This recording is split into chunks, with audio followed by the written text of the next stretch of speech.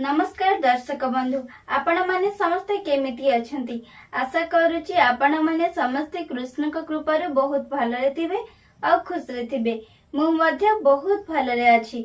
मु आज आपण मानक पई गोटे सुंदर वीडियो नै आसीची जो वीडियो रे आपण माने जानिबा को पाइबे हनुमान का प्रश्नावली विषय रे कि आपण मानक जीवन रे आगो को कोन घटना घटिबा पई जाउची एवं आपणक जीवन रे आगो को केउ व्यक्ति आसीबा पई जाउछंती एमिति अनेक गुडी आजिर ही वीडियो रे आमे जानिबा पई पाइबा। जदि आपण माने चैनल रे नुआ अछंती ताहले दया करी चैनल को सब्सक्राइब कर दियंतु और पाखरे थिबा बेल आइकन ऊपर प्रेस कर दियंतु सेमिति रे मोर सब प्रथम वीडियो रो नोटिफिकेशन आगो आपण माने का पाखरे पहुंची जिवो जहा फल रे आपण माने एमती बहुत सारा नुआ नुआ वीडियो सब देखि पारिबे। एबे चलंतु आजिर एही वीडियो को आमे आरंभ करिबा। जय श्री राम जय बजरंगबली सांग माने आजिर एही वीडियो रे आमे जानिबा को जाउछु हनुमान का प्रश्नावली। कुहा जाए जे जो व्यक्ति सत्य मन रे प्रभु हनुमान को स्मरण करी गोटिए संख्या को बाछंती सही संख्याटी तांको जीवन रा किछि संकेत होई थाए। आजिर एही वीडियो रे आपना मानक सामने रहबो 1 और 9 मध्य रे 9टी संख्या सही संख्या मध्यरु आपण मानको जे कौनसी गोटिए संख्या को बाछिया पई पड़िबो। तापरे मो आपनकु आपण मानक भविष्यत विषय रे जणाइबी। आपण मानक अनुरोध आपण माने एही वीडियो को शेष पर्यंत निश्चित देखिबे कारण प्रत्येक संख्या पछरे रहिछि आपण मानक पई एक विशेष संदेश।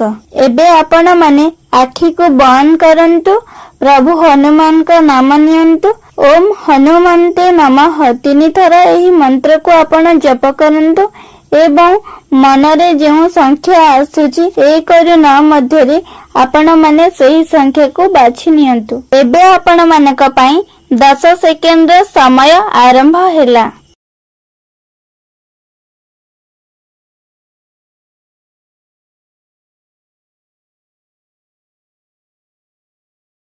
एबे आपण मानकर 10 सेकेंड रो समय सरी जाईछि।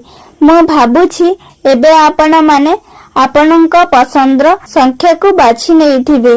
जदि आपण माने आपनक पसंदर संख्या को एबे बाछि नेइछंती ताहले आसंतो आमे जानिबा एही संख्या गुडी का विषय रे। एही संख्या गुडी को आपण मानको केउ संकेत देउछि। जदि आपण एही एक संख्या को बाछिछंती ताहले आसंतो जानिबा एही 1 नंबर संख्याटी आपनको केउ संकेत देउछि। एबे एही संख्यारु जहा जणा पडुछि प्रभु हनुमान का आशीर्वाद आपनक ऊपर सदा सर्वदा रहिछि। दीर्घ दिनर अटकी जाइथिबा कार्य खूब शीघ्र आपनकर पूर्ण हेबाकु जाउछि। आर्थिक स्थिति आपनकर धीरे धीरे सुधार आसीबो। आपण अनेक दिनर बहुत समस्या देई गति करूछंती बहुत कष्ट एवं जंत्रणा पाउछंती। एबे आपनकर सही कष्ट जंत्रणार समय सरी जाइछि। खूब शीघ्र आपनकर समस्त समस्यार समाधान हेबाकु जाउछि। आपण जे अभाव रे अनेक दिन धरि रहुथिले एबे सही समस्यारु आपण मुक्ति पाइबे। आपनक पाखकु एबे अर्थ आसीबाकु जाउछि। आपण बास धैर्य रखंतु एवं आपण प्रति मंगलवार दिन हनुमान चालीसा को जप करंतु। यह करिले आपनकर मंगल हबो। एबे आसंतु जानिबा आमे एही 2 नंबर विषय रे। जेउ माने एही 2 नंबर संख्याटी को बाछंती तेबे आसंतु जानिबा एही 2 नंबर संख्याटी हमकु कोन सूचना प्रदान करूछि। आपण माने एही 2 नंबर संख्याटी को बाछिबा द्वारा जहा जना पडुछि आपनक जीवन रे अनेक नुआ सुजोग आसीबार संकेत मिलुछि। चाकरी व्यवसाय किंबा शिक्षा क्षेत्र रे आपनकु खुशी खबर मिली पारे। आपण माने नकारात्मक लोकंक ठारू दूरेई रुहंतु। एहा मानिले आपनक पई मंगल हेबो। एबे आसंतु जानिबा एही 3 नंबर विषय रे। जदि आपण माने एही 3 नंबर संख्या को बाछिछंती ତାହେଲେ ଏହି ସଂଖ୍ୟାଟି କଣ ସୂଚନା ପ୍ରଦାନ କରୁଛି ଆସନ୍ତୁ ଜାଣିବା। ଯାହା ଜଣା ପଡୁଛି ଆପଣଙ୍କ ମନରେ ଅନେକ ଚିନ୍ତା ଚାଲିଛି। ଆପଣ ଅନେକ ଦିନରୁ ଚିନ୍ତାରେ ରହୁଛନ୍ତି, ସବୁବେଳେ ଭୟଭୀତ ହୋଇ ରହୁଛନ୍ତି। ଆପଣ ଯେଉଁ କାର୍ଯ୍ୟ କରୁଛନ୍ତି ସେହି କାର୍ଯ୍ୟ ଆପଣଙ୍କର ଠିକ ଭାବରେ ହୋଇପାରୁନାହିଁ। ସେଇଥିପାଇଁ ଆପଣ ଅନେକ ଦିନରୁ ସମସ୍ୟା ଦେଇ ଗତି କରୁଛନ୍ତି ଏବଂ ମାନସିକ ଭୟ ନେଇ ରହୁଛନ୍ତି। ସେହି କାରଣରୁ ଆପଣ ଅନେକ ସମୟ ଧରି ଚିନ୍ତାଗ୍ରସ୍ତ ହୋଇ ରହୁଛନ୍ତି। କିନ୍ତୁ ଭୟ କରନ୍ତୁ ନାହିଁ, ଏବେ ଆପଣଙ୍କର ସେହି ଖରାପ ସମୟ ଚାଲି ଯାଇଛି। ଆସନ୍ତା କିଛି ମାସ ମଧ୍ୟରେ ଆପଣଙ୍କର ସମସ୍ତ ସମସ୍ୟାର ସମାଧାନ ହେବାକୁ ଯାଉଛି। ଏବେ ଆପଣ ଯେଉଁ କାର୍ଯ୍ୟ କରୁଥିଲେ ଆପଣ ସେହି କାର୍ଯ୍ୟରେ ହିଁ ଧ୍ୟାନ ଦିଅନ୍ତୁ। ଆପଣ ନିଷ୍ଠା ରଖିକି ସେହି କାର୍ଯ୍ୟ କଲେ ଆପଣଙ୍କର ସମସ୍ତ ସମସ୍ୟାର ସମାଧାନ ନିଶ୍ଚିତ ହୋଇଯିବ। ବାସ୍ ଆପଣ ସମୟକୁ ଅପେକ୍ଷା କରନ୍ତୁ। ପ୍ରତି ମଙ୍ଗଳବାର ଦିନ ଆପଣ କିଛି ମାଙ୍କଡକୁ ଖାଇବାକୁ ଦିଅନ୍ତୁ। ସେମିତି ହେଲେ ପ୍ରଭୁ ହନୁମାନଙ୍କର କୃପା ଆପଣଙ୍କୁ ମିଳିବ।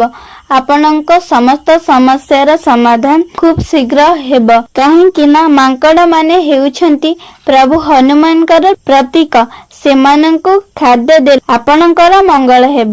ଏବେ ଆସନ୍ତୁ ଆମେ ଏହି 4 ନମ୍ବର ସଂଖ୍ୟା ବିଷୟରେ ଜାଣିବା।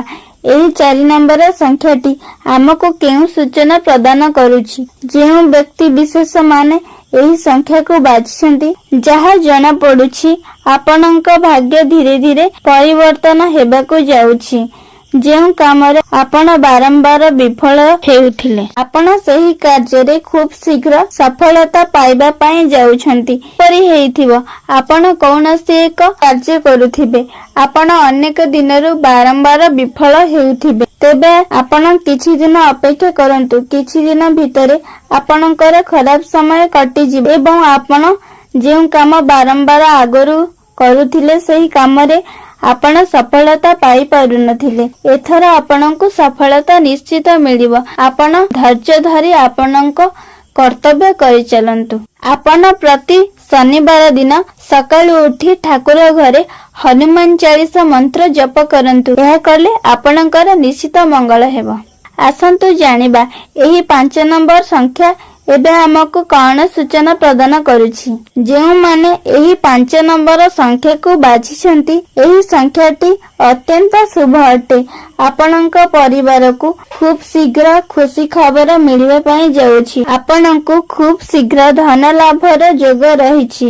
ଆପଣଙ୍କର କୌଣସି ଏକ ଇଚ୍ଛା, ଯେଉଁ ଇଚ୍ଛା କି ଆପଣଙ୍କ ମନରେ ଅନେକ ଦିନରୁ ରହିଛି, ଆପଣଙ୍କର ସେହି ଇଚ୍ଛା ଏବେ ଖୁବ୍ ଶୀଘ୍ର ପୂରା ହେବା ପାଇଁ ଯାଉଛି। ଯଦି ଆପଣ ମାନେ ପ୍ରେମ କ୍ଷେତ୍ରରେ କୌଣସି ଆପଣଙ୍କର ଇଚ୍ଛା ଥିବ କିମ୍ବା ଆପଣ ଯାହାକୁ ଭଲ ପାଉଥିବେ ତାଙ୍କୁ ଦେଖା କରିବା ପାଇଁ ଚାହୁଁଥିବେ, ସେ ଆପଣଙ୍କଠୁ ଦୂରରେ ରହିଥିବେ, ତାହା ଖୁବ୍ ଶୀଘ୍ର ସମାଧାନ ହେବାକୁ ଯାଉଛି। ଖୁବ୍ ଶୀଘ୍ର ଆପଣଙ୍କ ସହିତ ତାଙ୍କର ଦେଖା ହେବା ପାଇଁ ଯାଉଛି। ଯଦି ଆପଣ ମାନେ ବ୍ୟବସାୟ କ୍ଷେତ୍ରରେ ଥିବେ ତାହେଲେ ଆପଣଙ୍କ ବ୍ୟବସାୟ କ୍ଷେତ୍ରରେ ଯାହା ବି ସମସ୍ୟା ରହିଛି ଆପଣ ମାନଙ୍କର ସେହି ସମସ୍ୟାର ସମାଧାନ ଖୁବ୍ ଶୀଘ୍ର ହେବା ପାଇଁ ଯାଉଛି। ଯଦି ଆପଣ ମାନେ ଛାତ୍ରଛାତ୍ରୀ ହୋଇଥିବେ ତାହେଲେ ଆପଣଙ୍କ ଶିକ୍ଷା କ୍ଷେତ୍ର ବହୁତ ଭଲ ରହିବ। ଆପଣ ମାନେ କ୍ଲାସରେ ବହୁତ ଭଲ ମାର୍କ ରଖିବେ। ଆପଣଙ୍କ ଶିକ୍ଷା କ୍ଷେତ୍ରରେ ଆପଣ ବହୁତ ଅଗ୍ରଗତି କରିବେ। ଯଦି ଆପଣ ମାନେ କୌଣସି ଚାକିରି କ୍ଷେତ୍ରରେ ଅଛନ୍ତି ତାହେଲେ ଆପଣ ମାନଙ୍କର ପ୍ରମୋଶନ ହେବାକୁ ଯାଉଛି। ଆଗକୁ ଆପଣ ବହୁତ ସମ୍ମାନ ପାଇବା ପାଇଁ ଯାଉଛନ୍ତି।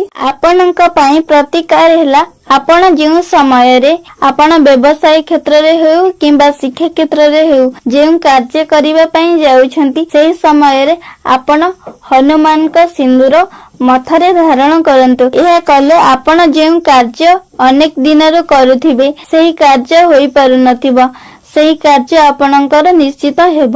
ଏହି କଥାକୁ ମାନିଲେ ଆପଣଙ୍କର ନିଶ୍ଚିତ ମଙ୍ଗଳ ହେବ। ଏବେ ଆସନ୍ତୁ ଜାଣିବା ଆମେ ଏହି 6 ନମ୍ବର ସଂଖ୍ୟା ବିଷୟରେ। ଯଦି ଆପଣ ମାନେ ଏହି 6 ନମ୍ବର ସଂଖ୍ୟାଟିକୁ ବାଛିଛନ୍ତି ତାହେଲେ ଆସନ୍ତୁ ଜାଣିବା ଏହି 6 ନମ୍ବର ସଂଖ୍ୟା ଆମକୁ ଏବେ କଣ ସୂଚନା ଦେଉଛି।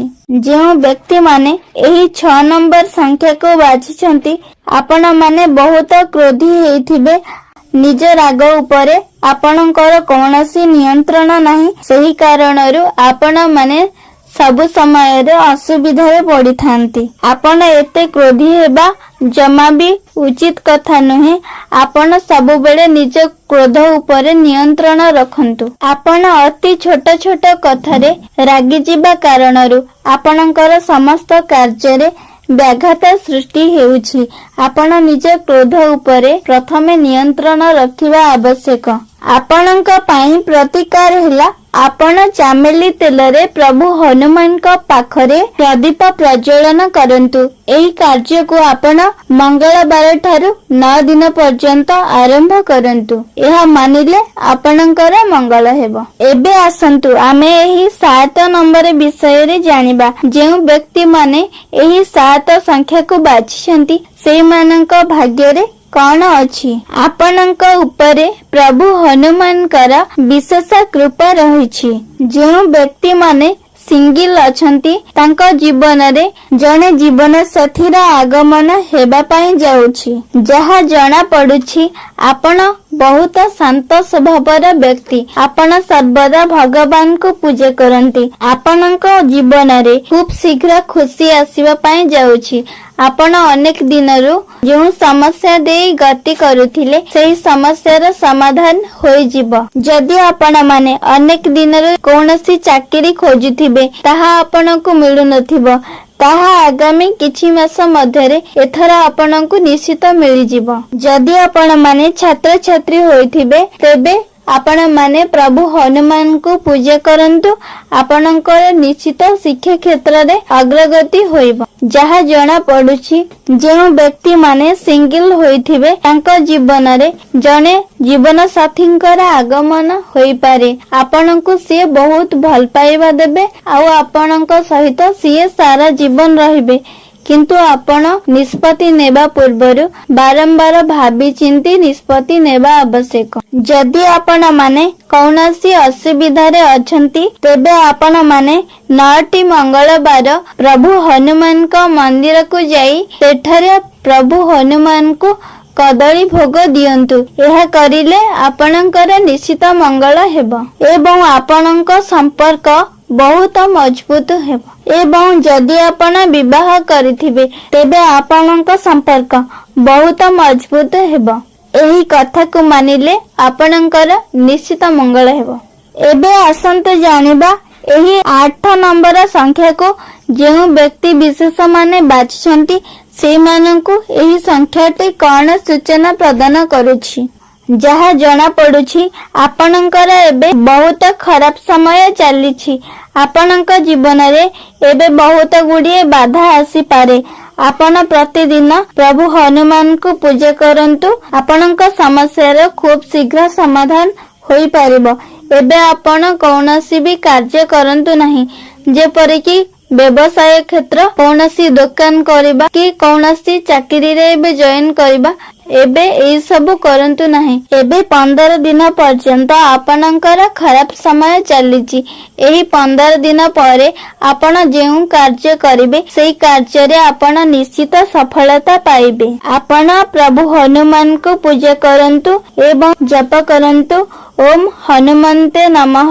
ଏହି ମନ୍ତ୍ରକୁ ଆପଣ 11 ଥର ଜପ କରନ୍ତୁ। ଆପଣଙ୍କର ଖରାପ ସମୟ ଚାଲିଯିବ।